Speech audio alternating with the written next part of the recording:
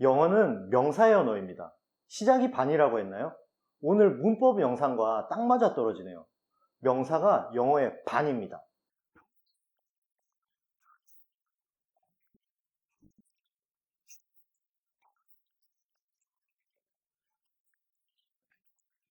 자, 오늘은 드디어 독립객체의 핵심, 영어의 핵심이죠. 명사 시간입니다. 지난 시간에 이것을 보여드렸죠. 독립객체들을 중요하고 크고 가깝고 잘 보이는 순서대로 배치해 놓는 것. 마치 우리가 눈으로 보는 것과 똑같은 원리. 이것이 바로 영어의 어순이라고 했습니다. 사실 이거 너무 단순해서 이게 뭐야 하실 수도 있기 때문에 고민을 많이 했습니다. 여기다가 주어, 목적어, 목적보, 장소, 방법, 시간 이렇게 쓰고 싶었습니다. 그런데 하지 않았죠. 왜냐하면 이렇게 해버리면 결국에는 우리는 우리가 편한 우리 방식으로 돌아가 버리거든요. 독립객체가 아닌 결국에는 우리가 익숙한 주어, 목적어, 보어 이렇게 해놓고 더 이상 고민을 하지 않을까 하는 우려죠. 그리고 이런 말도 들었습니다. 우리가 알고 있는 주어, 동사, 목적어 등의 어순은 결과물이라는 거죠. 그 결과물은 외우기보다는 저절로 우리 머리에, 몸에, 우리 마음에 서서히 스며들어야만 합니다. 그럼에도 불구하고 지난 어순 영상에서 좀 불안하더라고요. 영상을 봐주시는 분들이 혹시 이거 너무 벙벙하지 않아? 이게 뭐지? 하실까봐 걱정도 했는데 그래도 많은 분들이 저희들 의도와 목표를 이해해 주셔서 너무너무 보람되더라고요. 자, 오늘 그 이유가 밝혀집니다. 명사라는 것은 이름입니다. 노맨이라는 어근에서 나온 단어인데요. 이 어근에서 네임도 나왔고 나운도 나온 것입니다. 결국 세상 사물, 우리가 독립객체로 여기는 모든 것에 붙여주는 이름을 나운이라고 하는 것이죠. 우리도 명사가 있잖아요. 이름명에 말사자를 써서 결국 이름입니다. 그래서 우리는 영어의 명사를 너무 잘한다고 생각을 합니다. 이 착각이 저를 비롯한 많은 한국 분들이 영어의 늪에 빠져서 헤어나오지 못하게 하는 하나의 큰 원인이라고 저희들은 생각합니다. 영어의 명사를 우리는 너무 우습게 봤습니다. 영어의 명사를 우습게 보면 관사가 왜 중요한지를 모르고 나운을 우리의 명사처럼 이해하면 전치사가 이해가 안 갑니다. 그리고 동사의 사용법, 즉 동사를 선택함에 있어서 계속 헤매이게 됩니다. 우리의 명사와 영어의 명사의 차이점을 이해하는 것, 영문법을 시작하면서 반드시 철저하게 파헤쳐야만 합니다. 자, 이 영상 한번 보시죠. 허허, 물은 물이로되 산은 산이로다. 저는 이만. 야, 근데 저 사람 누구야? 도사랍니다. 아, 그래? 큰 가르침을 주고 가신 분이죠. 아, Water is water, mountain is mountain. Gentlemen, 야, 근데 저 사람 누구야? 미친놈 하나가 돌아다니고 있답니다. 조심하셔야겠어요. 아, 난 미친놈이 제일 무서워. 오늘 배울 영어의 명사를 어떻게 하면 여러분한테 강력하게 각인시킬까 하다가 저희들이 자랑하는 꽁트를 또 준비해 봤습니다. 부끄러움은 늘 제 몫이죠. 자, 어쨌든 핵심은 이겁니다. 같은 명사를 썼는데 우리의 물은 물이로되 산은 산이로다. 뭔가 확 와닿잖아요. 반면에 미국에서 water is water, mountain is mountain 이라고 하면 이 느낌이 전혀 안 나죠. 이건 말도 안 되는 소리일 뿐입니다. 자, 반대로 이 영상 한번 보시죠. What luck, a vacant seat, almost in that train, a provisional stop, why not? 브라보, 브라보! 역시 포스트 모더니즘. 야, 이게 포스트 모더니즘이군요. 그렇지? 무슨 행운, 그 기차에 거의 빈자리, 임시정거장, 왜 야, 아니? 근데 저 사람 뭐야? 행색 좀 보세요. 롱코트. 정신이 좀 나간 것 같은데요? 야, 그런 거 같지? 야, 무섭다. 자, 앞에 영어로 읽은 것은 프랑스 소설을 영어로 번역해 놓은 진짜 존재하는 소설입니다. 소설인데 좀 특이한 소설이죠. 소설 전체에 동사가 단 하나도 없습니다. 소설의 아주 일부분을 발췌했습니다. 한번 보시면 원어민의 관점으로 바라보면 이 소설이 신기하게도 읽히고 이해가 됩니다. 영어는 이것이 가능하죠. 그런데 뒤에 것은 저희가 1대1 그대로 단어 대 단어로 써놓은 것입니다. 우리는 이런 소설이 없겠죠? 이렇게 해놓고 소설이라고 한다면 정말 정신 나간 사람이 되겠죠? 영어와 달리 우리는 이것처럼 동사 없는 소설이 존재하기가 힘듭니다. 왜 그러냐가 아주 중요하겠죠. 여기를 한번 봐주시면 house라는 나운이 있습니다. 그리고 우리의 명사, 집이 있습니다. 조금 이해를 돕기 위해서 집 옆에 한자어를 써놓겠습니다. 집을 표현하는 한자어는 집 가짜뿐만은 아니겠지만 이 정도만 해보죠. 우리에게 집이라고 하는 것은 외형적인 모습만의 집이 아닙니다. 눈에 보이는 것만 의미하는 것이 아니죠. 이 집 가짜를 보시면 지붕 밑에 돼지 자를 넣습니다. 이 글이 만들어질 당시에 돼지는 가족을 지탱하는 대표적인 재산이었던 것입니다. 그래서 우리에게 집이라는 것은 재산, 가족, 정, 한, 때로는 힘도 나타낼 수 있습니다. 즉, 굉장히 관념적입니다. 이 명사 안에 이미 온갖 것들이 다 들어가 있습니다. 반면에 영어의 명사, now는 이렇게 만들어지지를 않습니다. 영어는 지난 시간에도 말씀드렸다시피 보이는 대로 표현하는 언어입니다. 즉, 감각적이고 실질적이고 기능적으로 만들어집니다. 이 하우스는 그냥 이렇게 생긴 집일 뿐입니다. 그리고 집의 기능을 하는 것이죠. 실질적으로 집은 사람이 생활하는 공간입니다. 이게 답니다. 자, 집이라는 명사 안에 온갖 것들이 다 들어있으면 그것을 설명해 주지 않는다면 그것이 이해가 되지 않는 것입니다.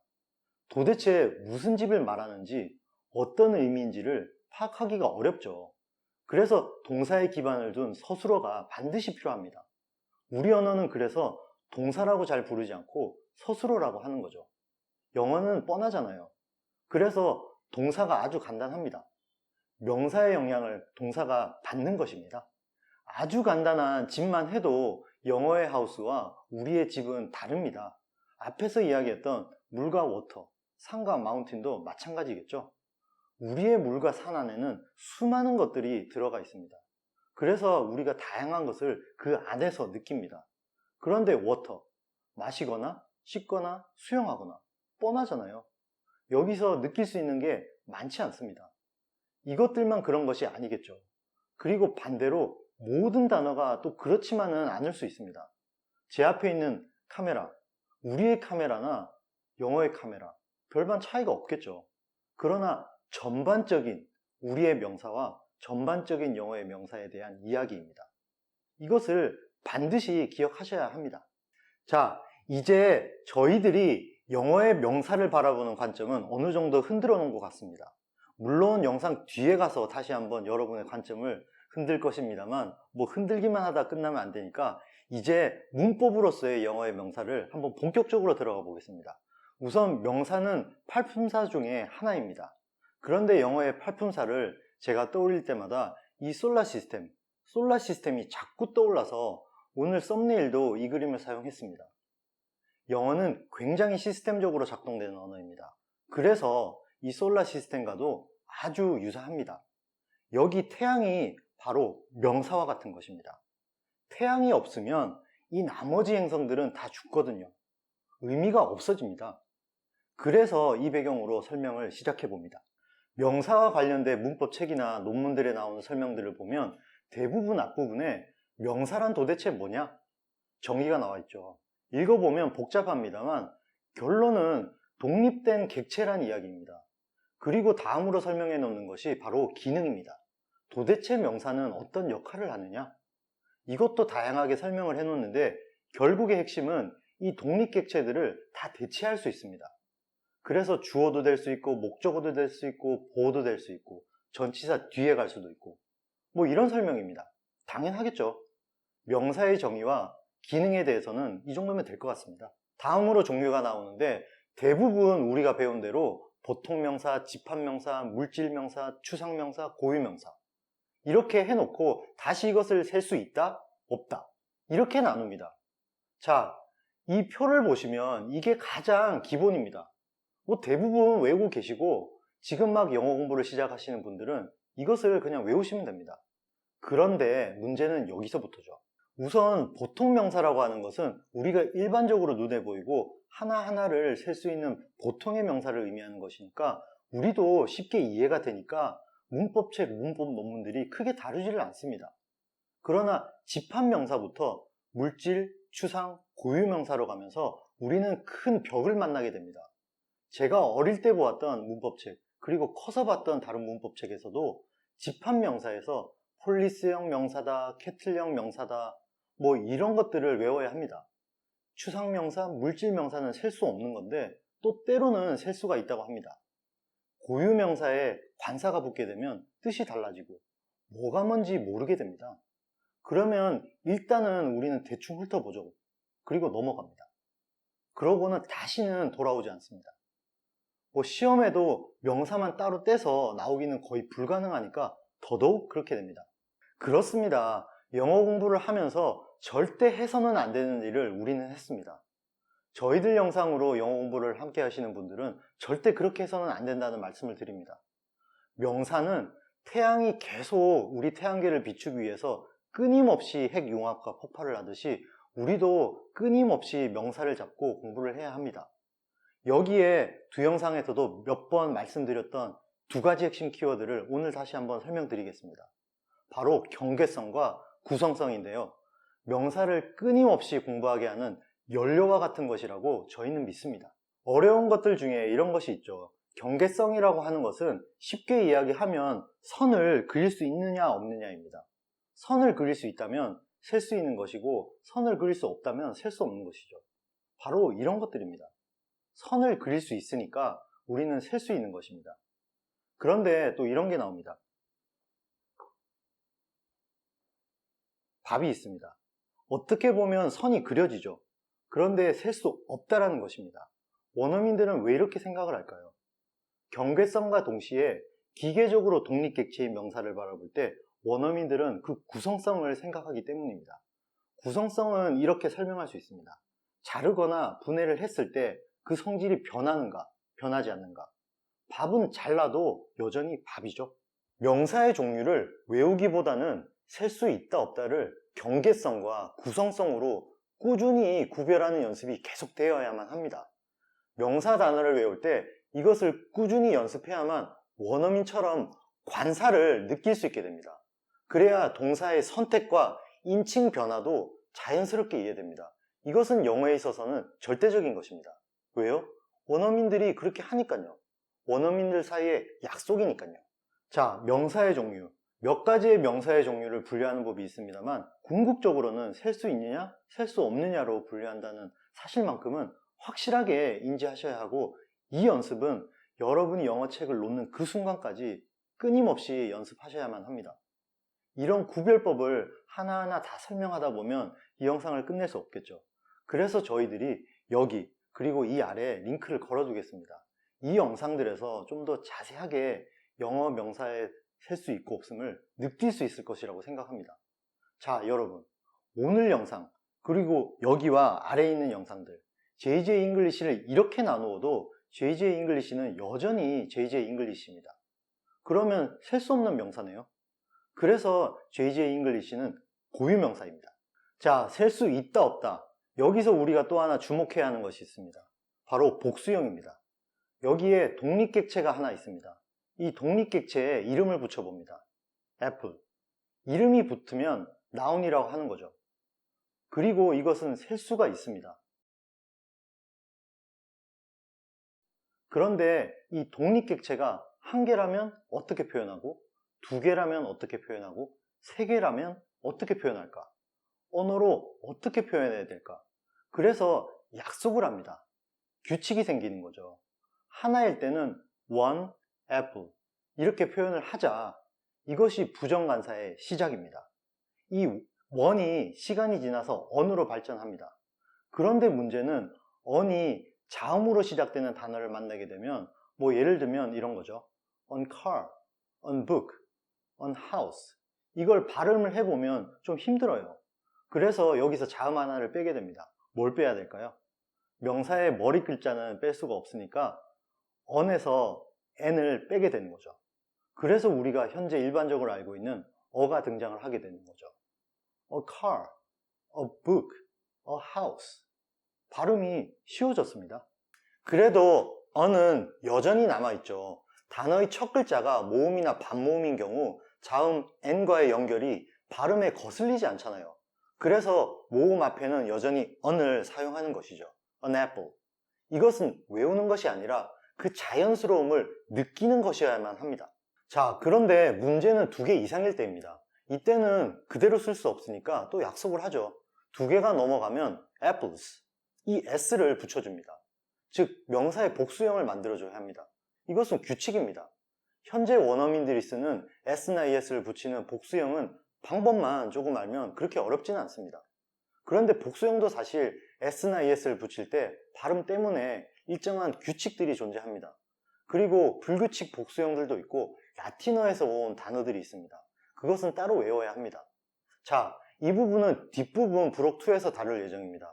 여기서 이걸 하나하나 하다 보면 전체 흐름이 끊어질까봐 부록편으로 돌려놨으니까 끝까지 함께 해주세요. 자, 이 복수형을 어떻게 만드는가에 대해서는 뒤에서 하겠지만 오늘날의 영어 복수형이 만들어진 이야기는 간단하게 정리하고 가는 것이 도움이 될 것 같습니다. 옛날에 영어의 복수형은 굉장히 복잡했다고 합니다. 여러분, 영어와 독일어는 같은 뿌리이고 가장 유사한 언어라는 것은 공공연한 사실이죠. 지금도 독일어는 남성, 여성, 중성, 그리고 각각의 복수형이 다 다르죠. 관사도 성별로 단복수를 다 다르겠습니다. 영어도 마찬가지였습니다. 그런데 이 영국이라는 나라는 이민족의 침입을 지속적으로 받았던 나라입니다. 그리고 지배도 받았죠. 이 이민족이 침입할 때마다 영국의 원주민이 쓰는 이 복수형이 아주 어려웠겠죠. 이게 굉장히 골치가 아팠던 것 같아요. 그래서 이것을 강제로 통일시켰다라는 설명이 가장 일반적입니다. 그 중에서 복수형을 대표하는 2가지가 오늘까지 살아남았는데요. 첫 번째는 당연히 s를 붙여주는 복수형이겠고, 2번째가 strong noun이라고 해서 strong noun 끝에는 en이 보통 많이 붙었습니다. 참, 이건 짚고 넘어가야겠네요. strong이라는 말이 들어가면 당시 사람들이 일상생활에서 많이 쓰는 단어입니다. 이것은 알아두시면 참 좋을 것 같습니다.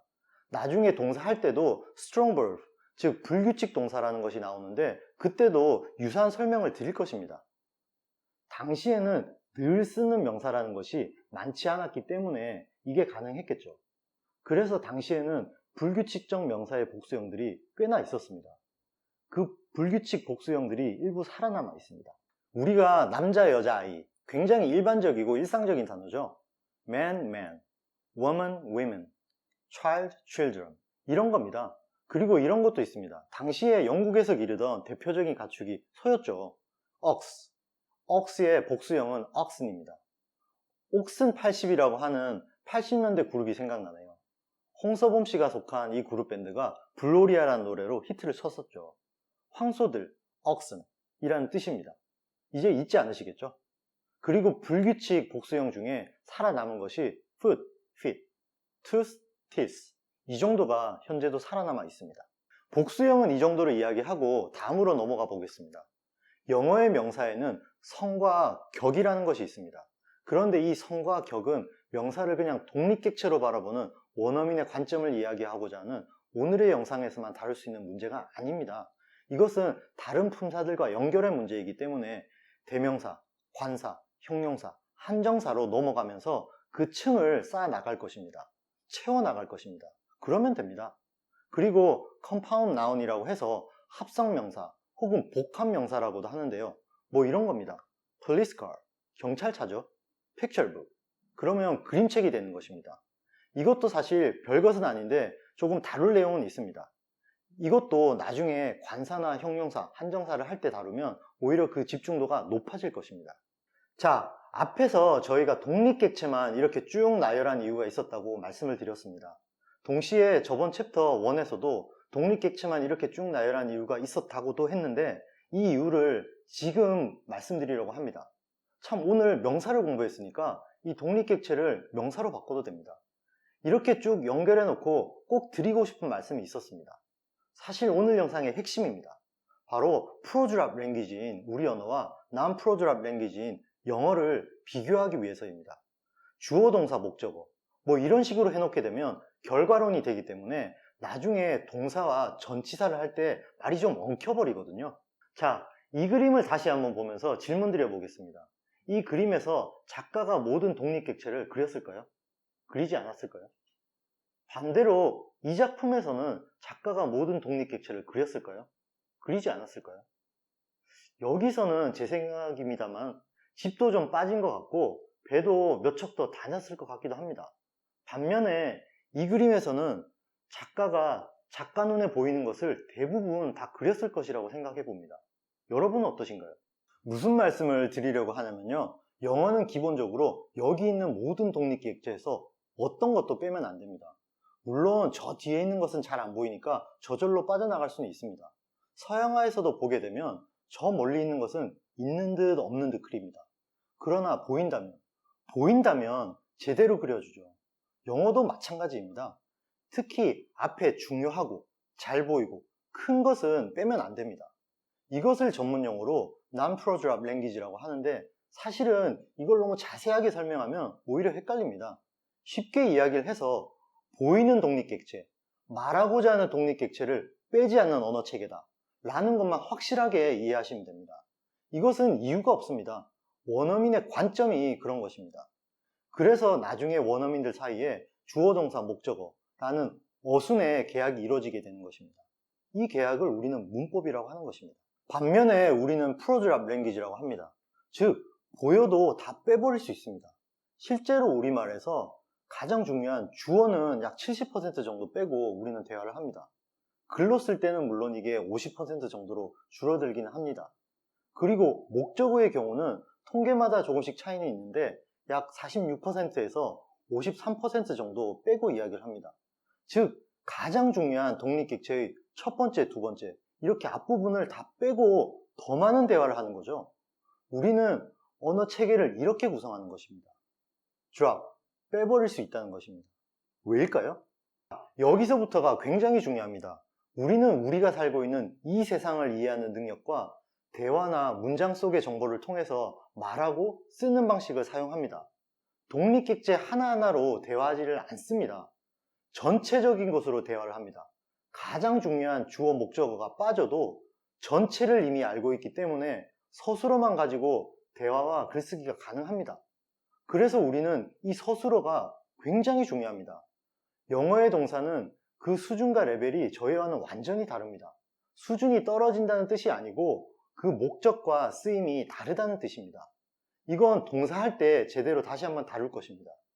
어쨌든 동사를 우리의 서술어와 같이 이해하려고 한다면 영어는 늘기가 참 힘듭니다. 자, 쉽게 한번 풀어보죠. 우리가 처음 외국인을 만나잖아요. 그러면 자꾸 이런 것을 묻습니다. What's your hobby? Are you married? How old are you? How long have you been here in Korea? 어떤 분은 이런 것을 묻는다죠. What color do you like? 심지어 한국 여자분들 중에는 Does your boyfriend have a six-pack? 네 남자친구 왕자 있어? 이런 것도 물어본다고 하더라고요. 영어를 좀 하시는 분들이 이렇게 하면 안 돼. 원어민들은 이거 싫어해. 오해해. 이렇게 조언을 줍니다. 맞습니다.